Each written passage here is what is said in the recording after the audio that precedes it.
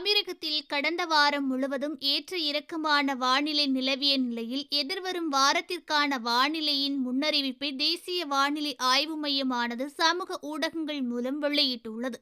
இது தொடர்பாக ஆணையம் வெளியிட்டுள்ள அறிவிப்புகளின்படி திங்கட்கிழமை மார்ச் 4ஆம் தேதி மதியம் மேற்கு திசையில் ஏற்படும் வெப்பசலன மேகங்களால் திங்கள் மற்றும் செவ்வாய்க்கிழமை இடி மின்னலுடன் கூடிய கனமழை பெய்ய எதிர்பார்க்கப்படுவதாக கூறியுள்ளார்கள்.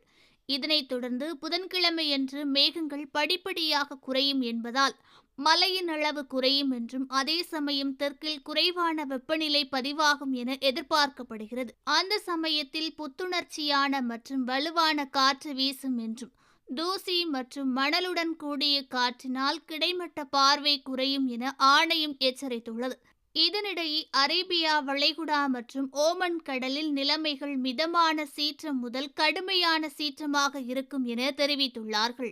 ஓகே ஃப்ரெண்ட்ஸ், இது போன்ற நியூஸ்களை உடனுக்குடன் தெரிந்து கொள்ள எங்கள் ரேஸ் தமிழ் சேனலை லைக் பண்ணுங்க, ஷேர் பண்ணுங்க, கமெண்ட் பண்ணுங்க. மறக்காம சப்ஸ்கிரைப் பண்ணுங்க.